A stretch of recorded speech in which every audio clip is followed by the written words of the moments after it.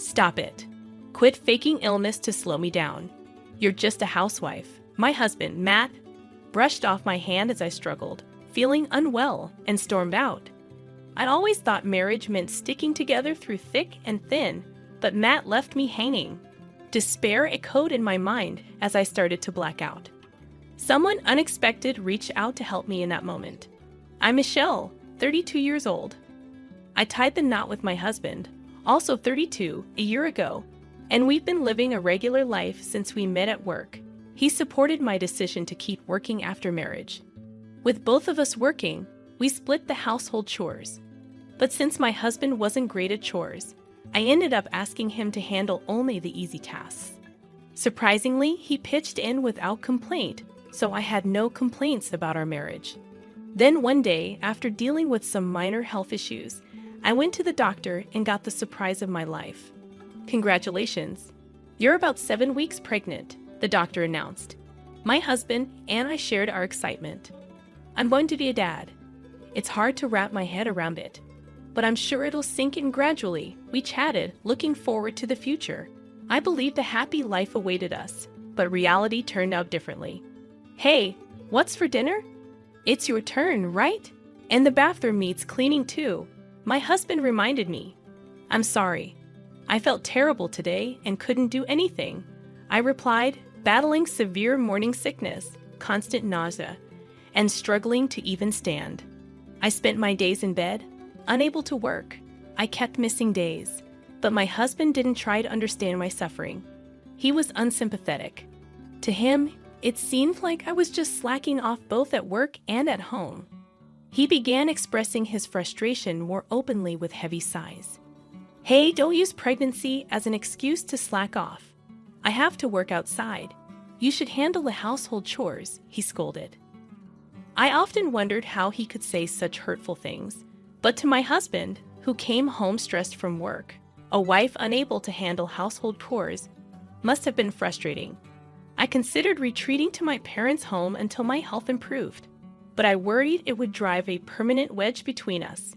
Morning sickness is temporary, and it should ease up in another couple of months, so I resolved to tough it out until then. However, my husband's disdainful behavior only worsened over time. Although the morning sickness eventually faded, my health remained poor, leading to multiple hospital stays. I made the difficult choice to take a break from work.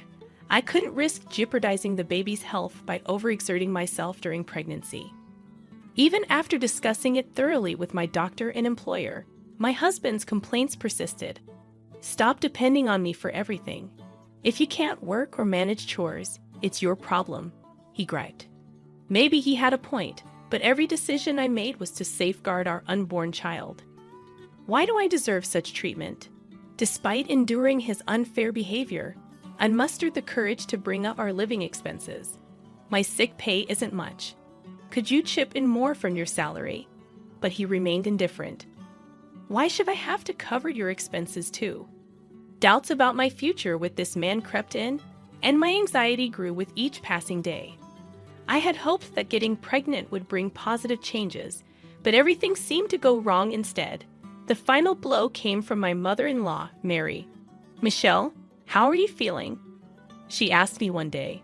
Mary had raised my husband single-handedly after divorcing when he was young.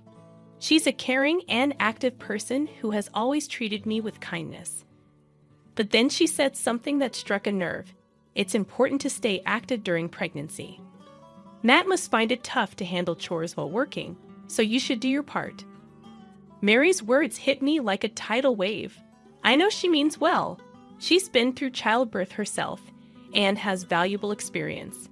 But in that moment, all I could hear was, stop being lazy. Handle all the chores if you're not working. It only made things worse. You're absolutely right, I replied, pretending to agree. I had considered opening up to Mary about my husband's unfair treatment, but her lack of understanding left me feeling even more alone. If you need anything, just let me know, Mary said before ending the call, but I was left feeling unsettled and unresolved. Then came the breaking point. I woke up that morning feeling feverish, battling aches and occasional waves of nausea. Despite my condition, I pushed through and managed to prepare breakfast for my husband. But as I collapsed onto the couch, he looked at me with disdain and remarked, "You don't need to exaggerate how difficult it is." After he left for work, my health took a turn for the worse, and I realized I wouldn't be able to muster the energy to cook dinner. Should I order takeout? I pondered. No, money's tight. I reminded myself. The funds my husband provided barely covered our expenses, and I found myself dipping into savings every month. With the looming medical costs of childbirth, I worried about our financial stability. Summoning the courage, I called my husband. "I'm really not feeling well today. I'm sorry, but I can't manage dinner. Could you grab something on your way home?" His response cut deep. "What? What are you talking about? You're just a housewife." "But I really can't move. If it's shopping, you should handle it. Don't make your husband do such things," he snapped before abruptly hanging up, leaving me in tears. After a while, I heard the door slam open. My husband had returned. "Hey, Matt, what about dinner?" I asked weakly. "I'm heading out for drinks. I'll eat out. Don't need dinner," he dismissed. Feeling feverish and barely able to stand, I pleaded, "I'm really struggling today. I wish you could stay with me." But he brushed me off, saying, "Stop it. Don't get in my way. You're just a housewife. You're probably just faking it as usual," before storming out. Too drained to move, I collapsed at the entrance, silently begging for help in my mind, but the empty house offered no solace. Then, from a distance, I heard a familiar voice calling out to me through the haze of my consciousness, "Stay with me." Who could it be? My consciousness slipped away. When I regained awareness, Mary was by my side, her expression filled with concern as I lay in a hospital bed. "Michelle, oh, thank goodness you're awake," she said with relief. Mary had found me collapsed at home and called an ambulance. "Don't worry, the baby is fine. I'll call the doctor," she'd assured me before quickly leaving the room, wiping away her tears. The doctor informed me that I had severe anemia along with a seasonal cold, which posed risks for the baby. Despite feeling feverish, I was shocked to hear that I had a high fever upon arrival at the hospital. "But how?" Mary questioned me, explaining that she had come over to reprimand me for supposedly slacking off on household chores. After hearing constant complaints from my husband, she decided to check on me and found me collapsed at the entrance. "I'm sorry. I acted harshly without listening to your side," Mary admitted, expressing regret for her earlier judgment. However, there was another reason for her visit. "I wanted to thank you for the gift. That red cardigan suits you so well." It had been Mary's birthday last week, and since I got married, I made sure to send her gifts on both Mother's Day and her birthday.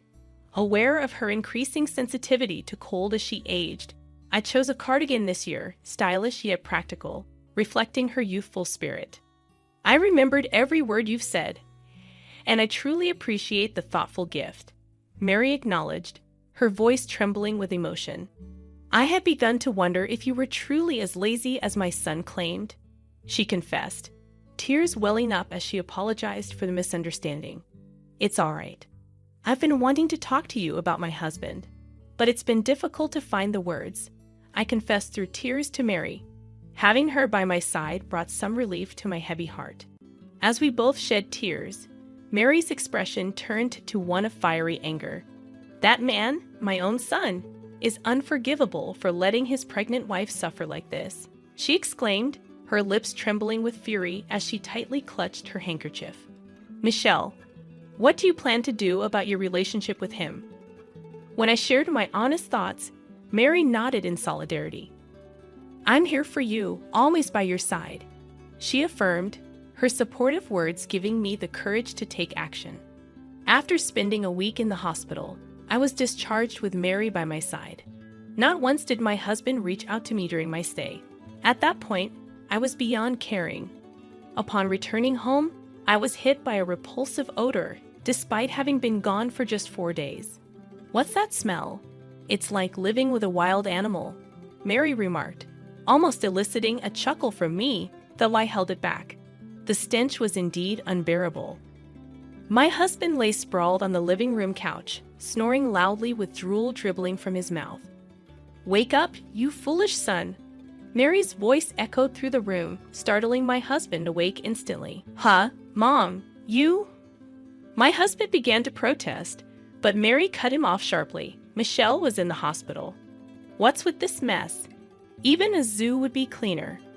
Mary's observation hit home. In just a week, our home had descended into chaos. Empty beer bottles and food scraps cluttered the sink, damp towels and underwear were strewn about, and the floor was sticky with spilled substances. "It's worse than a zoo. What kind of life have you been living?" I muttered, earning a glare from my husband. "Don't act all righteous. This is all because of you. Even a baby wouldn't create such a mess. You can't do anything on your own, can you?" I stated calmly, recognizing the truth in my words. Reflecting on it, I realized that I had managed the cleaning and laundry quite efficiently when I was at home. It had never resembled a zoo enclosure, and I had never imagined my husband would be so inept at managing life. "Why did you leave, Michelle, and go out?" Mary's imposing presence silenced my husband completely. I couldn't help but think that men always seem to cave in when faced with their mothers, regardless of their age. It's not like that. She was just being childish, telling me not to go out drinking. "Are you suggesting that Michelle, with her high fever and pale face, was faking it? Are you out of your mind?" Even Mary, usually composed, was now scolding him loudly. My husband remained silent, his glare directed at me. I could almost hear his inner voice accusing me of tattling. Then he muttered resentfully, "Don't get ahead of yourself. I've been supporting you all this time." In the past, his words might have intimidated me, but not anymore. "Fine then, I don't need your support anymore. I'm prepared for that. What I'm saying is, I don't need you anymore." What wife would want to stay with a grown man who couldn't take care of himself? I had reached my breaking point with my husband. His verbal abuse was intolerable, something that perhaps could have been resolved through discussion. However, he had crossed another line by leaving me with a high fever to go out for drinks. As his wife lay in the hospital, he transformed our home into a den of filth, failing miserably at the responsibilities of both a husband and a father. "And what were you really doing, suddenly going out for drinks?" I demanded, fixing him with a stern glare. My husband visibly flinched, a comical reaction considering the seriousness of the situation. "That's none of your business," he retorted defensively. "No, it is my business. I'm your mother. I have every right to know. Tell me the truth," Mary asserted firmly, causing my husband to tremble with panic. "If you won't confess, should I present the undeniable evidence?" "Evidence? What do you mean?" His complexion paled as realization dawned on him. "Yes, confess now. You're only making it worse for yourself." Under Mary's unwavering interrogation, he finally hung his head in shame and admitted, "I'm sorry." In essence, he had been having an affair with a coworker since I became pregnant and managing household chores, and his responsibilities became too much for him to handle. "What's her name? Which department? How often did you meet each week?" Mary and I bombarded my husband with questions, capturing the entire confrontation on my mobile phone. "All right, confession evidence collected. Thanks for speaking up so honestly," I said with a smile as I stopped the recording. My husband's expression hardened once more. "You tricked me." "Yes, who would have thought you were actually cheating? Thanks to you. We didn't have to hire a detective." "Much appreciated," I replied coolly. "You deceived me," my husband spat out in frustration, trying to shift the blame onto me for his infidelity.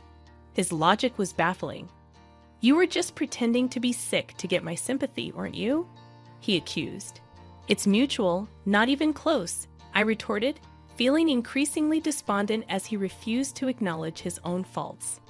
Mary let out a deep sigh and muttered, "Selfish, tyrannical, always making excuses. You're just like your father, whom I divorced, you know that?" Dad." My husband was taken aback by Mary's unexpected revelation.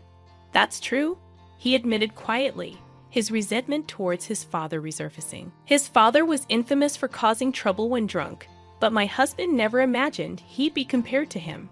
"I never got drunk and caused a scene," he protested.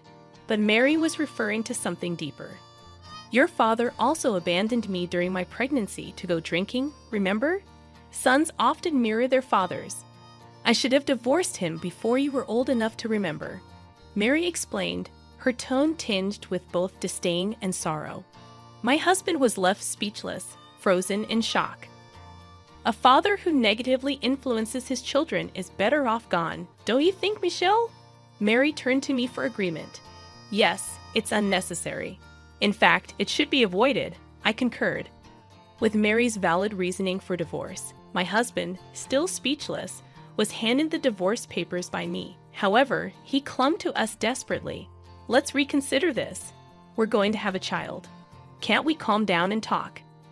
His pleading tone resembled that of a child begging his mother. "What are you saying? That ship has sailed long ago," I replied firmly. "So what am I supposed to do now?" he asked, covering his face in distress, but still showing some resistance. Mary delivered the final ultimatum. "Enough. If you persist in clinging to Michelle, I'll sever our mother-son relationship. What will you choose? Why won't you take my side, Mom?" He appeared defeated, while Mary stood resolute by my side until the end. Eventually, I filed for divorce in my 7th month of pregnancy. I hadn't anticipated our relationship deteriorating with the impending arrival of our child, but perhaps it was inevitable. Following the divorce, I moved back to my parents' home and gave birth to a healthy baby boy. My parents were taken aback, having been unaware until my return with a visible pregnancy. The lawyer recommended by my father handled the divorce proceedings, ensuring compensation for the mental and financial distress I endured. Additionally, I made sure the other woman contributed her share post-divorce. Despite my ex-husband's repeated visits to my parents' house, pleading to see the child, I responded with biting sarcasm. "When will you fulfill your child support obligations?" To which he nonsensically replied, "We don't need that. We're family, we belong together." What nonsense! Just fulfill your basic duty as a father. Even if you were a failure as a husband, you still have responsibilities as a parent, or are you even worse than zero in everything? I watched as my husband left, his expression resembling that of someone struck on the head, visibly dejected. His father's influence must have left a lasting mark on him. Word began to circulate that he had resigned from his job. He vented to his colleagues about our divorce, adamantly asserting his innocence, but it backfired spectacularly. Whether he truly believed he was blameless or not, his recounting of the verbal and physical abuse he inflicted on me only fueled disdain from his coworkers. Simultaneously, rumors of his affair with a female coworker spread like wildfire. His reprehensible behavior garnered no sympathy, resulting in his ostracization at work and eventual resignation. Despite his delusions of reconciliation, I harbored no such intentions. "Michelle, are you planning to return to work soon? How's your health?" a concerned acquaintance inquired. "Yes, I'm much better now. I need to work for the sake of my little one," I replied resolutely. "That's what being a dependable mom entails." Unbeknownst to my ex-husband, I occasionally meet with Mary and my child. Initially hesitant, Mary insisted that we were strangers after the divorce, but upon hearing my heartfelt gratitude, she gladly held my son. "Please guide me as a fellow single mother," I implored. "Leave it to me. Let's support each other like comrades or detectives who vanquished a villain," she responded with a warm smile. Somehow, Mary and I have forged a closer bond than ever before. It's not a bad relationship at all, but at times, I can't help but worry. "You're just like your father," Mary's words echo in my mind. Will my child follow in his father's footsteps one day? Is blood truly thicker than water? It's futile to dwell on such thoughts now. It's a concern for the distant future. However, I am resolved to instill in him the values of righteousness, kindness, and empathy. My son is simply my son, nothing more, nothing less. As a mother, my sole purpose is to dedicate my life to nurturing him. As the winter sun gently pierces the cold sky, it feels as though nature itself is cheering me on. Timothy, a 40-year-old sales professional, was faced with a formidable challenge at work. Nancy, the head of the department, had handed him a problem with only a 2% success rate on a previous Harvard entrance exam. Skepticism was palpable. She often belittled him, assuming his high school diploma was the extent of his qualifications. The pressure was immense, as Nancy had made it clear that failure to solve the problem would cost him his job. The room, once lively with holiday cheer, grew tense and quiet as even the president, who had taken a gamble on Timothy's hiring, watched anxiously. But Timothy was resolute. "I'm not backing down," he declared firmly, determined to prove his worth. Timothy's path had been far from traditional. He had previously been a researcher at Harvard, but left due to dissatisfaction with his results. Instead of seeking another corporate research role, he found himself burnt out and unemployed until his uncle, the president of a small medical equipment company, extended an opportunity, recognizing Timothy's untapped potential. Now, Timothy was poised to demonstrate his true abilities and make a statement. This was his moment to excel and to prove Nancy and her doubts wrong once and for all. "I had come from a prestigious role at a major corporation, but I felt a fresh start was exactly what I needed. My new boss recognized my diligence and work ethic, and he assured me that I would be welcomed warmly by everyone here." His encouraging words meant a lot during a challenging time in my life, motivating me to commit fully to this company. Transitioning from a researcher to a salesperson was intimidating. I struggled with the social dynamics of the job and found it hard to engage naturally in conversations. My sales calls were often awkward and stilted. However, to my surprise, my new colleagues showed remarkable patience and warmth, a stark contrast to the rigidity of my previous lab environment. They even gave me the playful nickname Weeping Timothy, a testament to their kindness and support. However, new challenges soon emerged, particularly with Nancy, the ambitious and demanding head of her department. At just 33, she had graduated from a prestigious women's college and carried herself with a commanding presence, bolstering her formidable reputation. Nancy was the daughter of a senior executive with strong connections to the company president.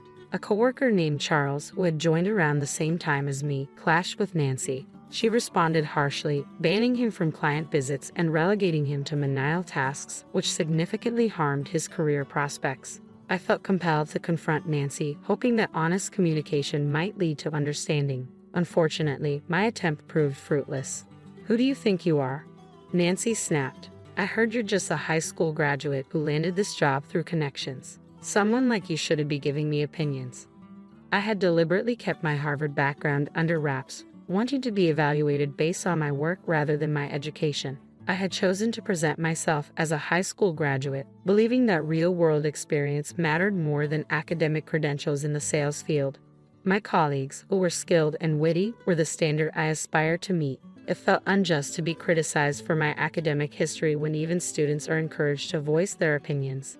Nancy's reaction was akin to a professor being challenged by a student. After a tense moment, she forced a thin smile and said, "Timothy, you're quite articulate. When I joined the company, I lacked a formal degree, but Nancy saw potential in me. You may not have the credentials, but you have other talents," she said firmly. "From now on, you'll be assigned office chores. This isn't a request, it's an order." Despite my frustration, I was relieved to see Charles's career improving, so I accepted the new role. My duties included fetching coffee, polishing shoes, and running personal errands for Nancy. Charles felt sympathetic, but I reassured him, "Don't worry about me. Focus on your work. We only live once." It was a bit ironic coming from someone who had once left a successful career for a fresh start. I never expected Nancy to pull out a question from a former Harvard entrance exam. Standing before the whiteboard, I felt the weight of the situation. I noticed the president's concerned expression, but I knew this was a challenge I had to face alone. "Timothy will leave if he can't solve this problem," Nancy announced, stirring the room. The president began to speak, but I interrupted him. "Boss, I'm not backing down today." Within 3 seconds, I arrived at the solution, having encountered a similar problem during my time at Harvard. "You've been through a lot," the president said as I presented my answer, acknowledging not only my shift from research but also a specific past event. When I started graduate school, I fully committed myself to research. During that period, I met Maria Anderson, a piano student from NYU's prestigious arts division. If Harvard represents the pinnacle of academia, then NYU's arts program is the zenith of the arts world. I first saw Maria perform at a piano bar thanks to a friend's invitation. Though my musical knowledge was limited, I was mesmerized by her performance, recognizing the presence of truly exceptional talent. Whenever I'm on stage, I always notice you in the crowd. Your captivated expression and the joy you find in my performances means so much to me. I deeply appreciate your unwavering support and the passion you bring to every show. Your presence is more meaningful to me than you might realize. Maria's gratitude caught me off guard. I had expected someone with such exceptional artistic talent to be more arrogant. I thought it was acceptable to be a bit self-centered if you had the power to captivate an audience, but Maria's performances were deserving of such admiration. I should be the one thanking you, I responded. Lately, I've been feeling incredibly fulfilled because of you. Maria laughed softly and replied, "That's a bit of an exaggeration." This marked the beginning of a deeper connection between us. Maria had been playing the piano since she was 2 years old. At that age, I wasn't even thinking about research. I've come to understand that artistic talent is innate. Despite our different backgrounds, upbringings, and skills, we shared a profound bond of love and trust. I once believed that someone who could get into Harvard would have little appreciation for music, but I was wrong. I admire artistic talent because it's something I lack. While I work on research that doesn't yet exist, Maria's music makes me feel like the impossible is within reach.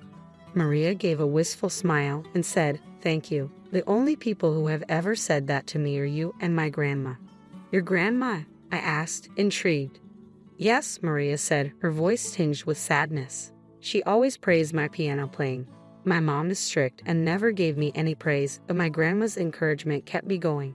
She passed away last year." "I'm sorry to hear that," I said, "but now you have someone else who praises your piano playing, and that keeps you going." At that point, Maria was contemplating quitting the piano.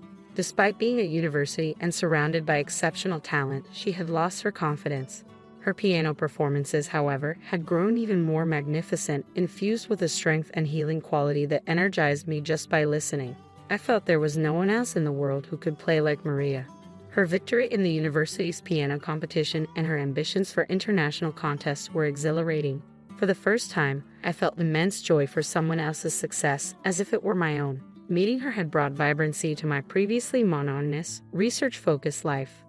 Maria left her piano bar job to dedicate herself fully to practice. Meanwhile, I completed my master's program and faced the decision of whether to pursue a PhD. This decision led to a clash with my parents, who urged me to consider my future and join a major corporation. As I approached 30, they had a point. Most people would seek employment after completing a master's degree. I understood that working for a large company would be more financially stable than the uncertainties of research. Failure in research could mean nothing to show for it. Both research and artistry can be unforgiving, but inspired by Maria, I resolved to pursue a PhD, holding on to my dream of achieving a prestigious award with my research. Of course, you can stop the financial support. I'll manage on my own from now on. Thank you for everything you've done for me, I told my parents. They didn't respond, but their deep disappointment was palpable. Fortunately, my younger brother, who aspires to be a doctor, had just graduated with honors from a prestigious medical school. He would undoubtedly make them proud. "Just think of me as your only son," I said, knowing it might be hard for them to hear. I was resolute in my decision, with no turning back. I finally understood why untalented street musicians continue performing despite facing ridicule. I vowed not to lose Maria, even though our time together had become less frequent. Knowing we were both chasing our dreams made me feel less alone. Our bond grew stronger with every phone call, and I believed we were a perfect match, united by our aspirations. Eventually, I reunited with Maria after a long time apart. She had lost a significant amount of weight. Though she had always been slender, the physical demands of being the pianist had once given her a certain vitality. Now, she looked frail and unwell. Sadly, my concerns were confirmed when she collapsed during practice and was rushed to the hospital. Maria was diagnosed with acute leukemia, a severe blood cancer that rapidly destroys young cells. Her vitality waned quickly, and she became bedridden. Despite this, I held on to hope, knowing that advancements in medicine had improved survival rates. I prayed daily for her swift recovery. Tragically, a year later, Maria passed away at the young age of 25. Even without her, I couldn't halt my research. The guiding light was gone, but I pressed on with determination. Days turned into a blur of relentless work and fleeting hope, but results remained elusive. One day, overwhelmed by a sense of futility, I began to doubt everything. "You have no luck, give it up already," my professor said, patting me on the shoulder. His words felt like a blow. To think that my efforts might have been undone by mere chance seemed unbearably harsh. It was as if everything I had strived for could be so easily shattered. My departure didn't seem to concern my peers. Suddenly, my thoughts were interrupted as I was transported back to the year-end party. Charles approached me, his eyes wide with excitement. "This is incredible," he exclaimed. "Excitement. This is incredible," Charles exclaimed, his enthusiasm palpable. "I don't fully grasp the details, but I know it's amazing." "Who are you?" he asked, his excitement reminiscent of Maria's. I felt an urge to hug him but held back, not wanting to create any awkwardness. "Hold on, it's too soon to celebrate," I said. "We need to verify if the answer is correct." A voice from the back chimed in. "I think it's correct. I saw that problem while studying for the entrance exam and gave up on it because it seemed unsolvable." Applause erupted around me, and I felt a bit overwhelmed by the sudden praise for solving what had been a challenging problem. "Quiet. We haven't confirmed the answer yet," I said. Turning to the voice, I added, "I'm confident it's correct. I've solved this problem before. I never forget problems I've tackled, especially those from entrance exams." Nancy looked taken aback. "What do you mean you solved it during an entrance exam?" At last, the president, who had been silent, spoke up. "Timothy graduated at the top of his class from Harvard." "Top of the class? What does that mean?" Nancy asked, puzzled. "It means he was the best student at Harvard," Charles explained calmly. Nancy was left speechless, while Charles continued, "That's not entirely accurate. Each department at Harvard has its own set of subjects, so there isn't a single top student. However, many have said that about me, and it motivated me to pursue research. Here we are." I smiled sheepishly, trying to downplay my achievements. "Don't be so modest. You're incredible. I thought you were amazing from the start, Timothy." "I love you," Charles said, hugging me in his excitement. I felt a mix of emotions but decided to stay on at the company. "I'm open to any task, but I hope Nancy will learn to trust her team more. If you're willing to do anything, that's my only request," I said. Charles, still hugging me, added, "Come on, that's easy. She needs to take responsibility for her words. A funny joke wouldn't hurt." Nancy looked at us seriously. "If I do that, will you all acknowledge me as the new department head?" She had struggled to connect with her team and often came off as intimidating. "If Nancy tells a funny joke, then Charles and I will join in too," I stated. Charles let me go and said, "I don't want to be part of this, but since you suggested the joke, you need to own up to it." I replied, "Nancy, you once chugged a full bottle of beer in one go. Let's do it. We'll decide the order by playing rock, paper, scissors." Nancy's cheeks were flushed and her eyes had a glazed look from the alcohol. I told Charles seriously, "This is a situation where you should step up." The party turned into a raucous affair, but by the next day, everyone was so hungover that they couldn't remember much. As the new year began and work resumed, news broke that Nancy had been demoted. She was removed from her position as head of the sales department and reassigned to the general affairs department as a regular employee. One of the senior staff members was promoted to take her place, and we adjusted to the new structure. I was taken aback and went to the president to find out more. "It seems Nancy requested the transfer herself," the president explained. "She has her reasons, but I want to make it clear that this was not a result of anything you all did." The president advised against feeling sorry for her, noting that Nancy had a strong sense of self-respect, which had unfortunately hindered her ability to build trustworthy relationships. Her departure left a sense of anticlimax. Charles was disappointed, reminiscing about the laughter and jokes we had shared. He wondered how Maria would have reacted, whether she would have found amusement or merely smirked at the situation. Regardless, Maria would have taken comfort in seeing my progress. Months later, the laboratory where I had previously worked achieved a Nobel Prize-winning breakthrough, lifting the spirits of a nation. Though this news might have once brought frustration, I now felt a sense of indifference. My passion had not waned entirely. I simply believed that my efforts had not been in vain. Much like music, where each note connects to the next, researchers continued to compose their short melodies, leading to groundbreaking discoveries. The memory of Maria's inspiration remains a hauntingly beautiful tune in my heart, a constant companion as I eagerly await the day when we are reunited once more. My name is Tom, and I'm a surgeon at a general hospital. My days are filled with the constant demands of the job. Being a surgeon is both physically and mentally taxing, and it's not uncommon for my colleagues and junior doctors to voice their frustrations about the workload. Just yesterday, I was talking with Alex, a junior doctor I mentor. This hospital is just too overwhelming. I'm seriously considering moving to another place, he confided. I replied, "What are you saying? A general hospital is the perfect environment to sharpen your skills." Despite the exhaustion that everyone feels, I stay motivated by thinking of my wife, Sarah, and our almost 2-year-old son, Max. Max is the light of my life. His adorable, wobbly steps as he runs to greet me with a joyful daddy melt away the fatigue from my long days. However, parenting is more challenging than I ever anticipated. Sarah bears the brunt of the childcare responsibilities, so I make it a point to handle as much of the housework as I can. Cooking isn't my forte, so I leave that to Sarah, but I tackle the cleaning and laundry with enthusiasm. Whenever I have the time, I play with Max or put him to bed, giving Sarah a chance to rest. I'd love to have another child, but with the irregular schedule of a doctor and Sarah's constant tiredness, it's been difficult to find the right moment to discuss it. I had nearly resigned myself to the idea that now might not be the best time. But Max, who is more precious to me than anything, helps me stay patient. I've decided to wait until Sarah feels more comfortable and settled into the rhythm of parenting. Lately, I've noticed that Sarah seems to be regaining her energy. She's been going out more during the day, and her smile has become more frequent. "You seem to be in good spirits lately," I remarked.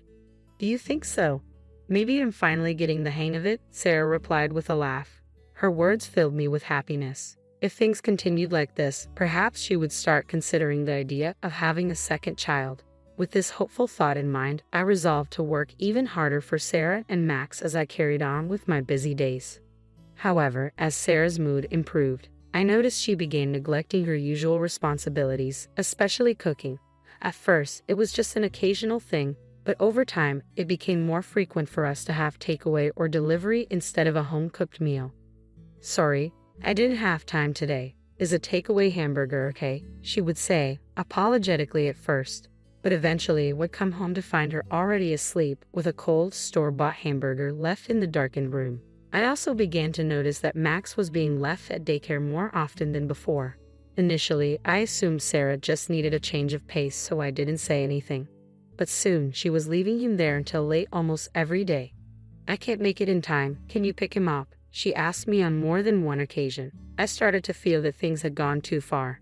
It was clear that we needed to have a serious conversation. Determined to address the issue, I prepared myself to talk to Sarah. One day, after picking up Max from daycare as usual, a staff member approached me hesitantly. "Excuse me, can I have a moment?" she asked. "Of course," I replied, sensing that something important was about to be discussed. "It's about Max. Is he eating well at home?" the staff member asked with concern. "Excuse me," I replied, caught off guard. "We've noticed that Max might have lost a bit of weight. When we give out snacks here, he eats them so eagerly that it raised some concerns." "I see. Thank you for bringing up something so difficult. I'll check with my wife," I responded calmly, though inside, I was filled with remorse. But beneath that, a surge of intense anger towards Sarah began to build. Could it be that she hasn't been providing proper meals for Max? If that's true, it's not just unacceptable, it's unforgivable, both for me and especially for Max. I decided that I needed to confront her about this as soon as possible. When I got home, Sarah wasn't back yet. There was some instant food laid out on the table, but I didn't touch it. Instead, I ate a deli meal I picked up on my way home from a nearby place known for its delicious and nutritionally balanced dishes. "Max, is it good?" I asked, watching him devour the meat with enthusiasm. "Yum," Max responded, happily munching away. Seeing him eat with such gusto only deepened my guilt. Later, when I weighed Max during his bath, my worst fears were confirmed. His weight had indeed decreased. As I dressed Max in his pajamas, I tried to mask my frustration, but my thoughts were in turmoil. Just then, I heard the sound of the front door opening. Sarah had finally returned. "Welcome back," I greeted her, my voice tight. "I'm home," she replied, seemingly oblivious to the storm brewing inside me. "I need to talk to you about something," I said, bracing myself for the difficult conversation ahead. "Now? I just want to sleep," Sarah snapped, her irritation evident. Her dismissive attitude frustrated me even more. After enjoying her time out, she planned to go to bed without even checking on Max. Sensing my anger, Sarah reluctantly followed me to the living room. The daycare staff mentioned that Max might not be getting proper meals lately. "My own dinners have been nothing but instant food too. Aren't you slacking off a bit too much? Max's weight has dropped. If there's a reason, just tell me," I said, trying to keep my voice steady despite my growing frustration. Sarah avoided my gaze, staring at the floor and tapping her toes, which only fueled my anger further. Her lack of remorse was palpable. "I'm fine with eating those meals myself, but you're Max's mother. What are you going to do about this?" I demanded. Suddenly, Sarah stood up, her frustration boiling over. "Stop nagging. I'm doing my best. It's just that Max won't eat what I make." "What? That's enough," I exclaimed. "I'm exhausted and going to bed." Without waiting for a response, she stormed off into the bedroom. I was left standing there, dumbfounded. This situation couldn't go on like this. Determined to ensure Max got proper nutrition, I started preparing his meals every day. Even when work kept me late, I made sure to prepare enough meals in advance for him. Despite my best efforts to balance work and household chores, Sarah's attitude remained unchanged. Then, one day during my shift, an emergency surgery was announced. My colleagues and I waited for the ambulance to arrive. The patient was a young woman who had been struck by a car. When the ambulance finally arrived and the patient was wheeled out, I was stunned to see that it was Sarah. "Sarah," I called out in shock as I saw her being wheeled in. "Tom?" Sarah's eyes widened in surprise upon seeing me, even as she lay on the stretcher. She began to explain what had happened. "I was coming back from dropping Max off at daycare when I got hit by a car." "Understood. We'll discuss everything later. You don't need to talk right now," I said, trying to keep my voice steady despite the growing questions in my mind. The accident site we heard about was quite far from the daycare. Why was Sarah so far from where she should have been? But I had to focus on her treatment first. I shook my head, pushing aside my doubts. "Sarah, you need surgery. The bleeding from your thigh is severe." "Surgery?" "Yes, I understand," she replied. "Can you remove your clothes? If it's too painful, we'll have to cut them off," I instructed, preparing for the immediate medical needs. "Remove my clothes?" "No, absolutely not," Sarah protested, her voice filled with panic. "I know this might be uncomfortable, but we need to remove your clothes to proceed with the surgery," I said firmly. "Then don't do it," Sarah replied, her voice trembling. "Absolutely not. What's going on? If we don't act quickly, your life is at risk," I insisted, struggling to persuade her. Despite my efforts, Sarah refused to comply. With no other option, I made the decision to have the anesthesiologist administer anesthesia so we could proceed with the surgery. Once Sarah was unconscious, we began preparing her for the procedure. As we undressed her to change her into surgical attire, a nurse noticed a tattoo around Sarah's waist. She turned to me and asked, "Your wife has a tattoo?" "No, I didn't know that. When did Sarah get a tattoo?" I responded, puzzled. On closer inspection, it appeared to be initials, but they weren't mine. As I studied the tattoo, I noticed Alex, one of the junior doctors I had mentored, retreating from the scene with a pale face. "What's going on?" "Alex looks like he's seen a ghost." A nagging feeling tugged at me, but I had to push it aside. There was no time to dwell on this. I had to focus on the surgery preparations. The surgery went well, and Sarah was admitted for a short recovery period. Although I was relieved that the immediate danger had passed, the tattoo and Alex's strange behavior lingered in my mind, leaving me with an unsettling sense of unease. "Daddy?" Startled by Max's small, trembling voice, I snapped back to reality. I saw him standing there, tears welling up in his eyes. "Max, Mommy is okay." "Don't worry," I said, trying to comfort him. He clutched the hem of my shirt tightly, his silent gesture revealing his insecurity. The guilt I felt was overwhelming, and I pulled him into a tight embrace. I knew I couldn't let this situation continue. Holding Max close, I resolved to confront the doubts I had about Sarah and hired a detective agency to investigate her. Although I hoped it would turn out to be a misunderstanding, the agency provided undeniable evidence of Sarah's infidelity within just a few days. Deep down, I had known I was avoiding the truth. The most shocking revelation was that Sarah's cheating partner was one of my junior doctors, Alex. The initials on her tattoo matched his. Alex had been the one who turned pale when we discovered the tattoo. The betrayal felt like a blow to my entire world. I cursed my own naivety, but I couldn't afford to be paralyzed by despair. I had Max to think about. With a heavy heart, I decided to file for divorce and began organizing my belongings. A few days later, Sarah returned home from the hospital on crutches. When she saw the living room packed up as if we were preparing to move, she gasped in surprise. She stood frozen at the entrance, clearly caught off guard. Her gaze fell on the divorce papers on the table, and she quietly murmured, "Ah, I see," before sitting down in a chair. "I know everything," I said, presenting her with the report from the detective agency. "So all those outings were just excuses. I can no longer trust you. We need to get a divorce. After everything that's happened, you can't possibly object, right?" With a sigh mixed with a chuckle, Sarah said, "I won't argue. Fine, let's get a divorce." Her nonchalant attitude only deepened my irritation. Despite her clear fault in this situation, her defiant tone was infuriating. I tried to keep my composure, but there was one question I needed to ask. "Why? Why did you have an affair? Are you really in love with that guy?" "Yes, seriously. He was the one from the start," she replied, her smirk growing more pronounced. "What do you mean? You really didn't notice?" Sarah's malicious grin widened. "I had been with him long before we got married." "What?" I felt as if I had been hit hard from behind. "But he was just a resident with no money." "Money? I married you for financial stability and kept seeing him. So you were deceiving me this whole time." "Well, you could say that." "My bad," Sarah said dismissively, her lack of remorse infuriating me further. "This is just too much." My anger and sorrow made me feel lightheaded. Despite my emotional turmoil, Sarah continued, "But now he's a full-fledged doctor. I'm divorcing you to marry him. It's actually a relief we got caught." I glared at her, struggling to hold back tears. "You? What kind of person are you?"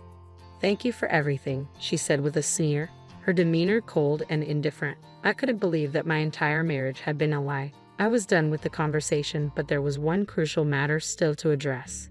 Taking a deep breath to steady myself, I broached the most important topic. "As for Max's custody, I will be taking him," I stated firmly, locking eyes with Sarah. I expected her to concede given her lack of involvement in his care, but instead, she responded sharply, "Wait a minute, I won't give you Max." "What are you talking about? You barely looked after him, always leaving him at daycare or with me." "This is the line over here. You're always busy with work and you don't prioritize your family. You didn't praise Max." "I did."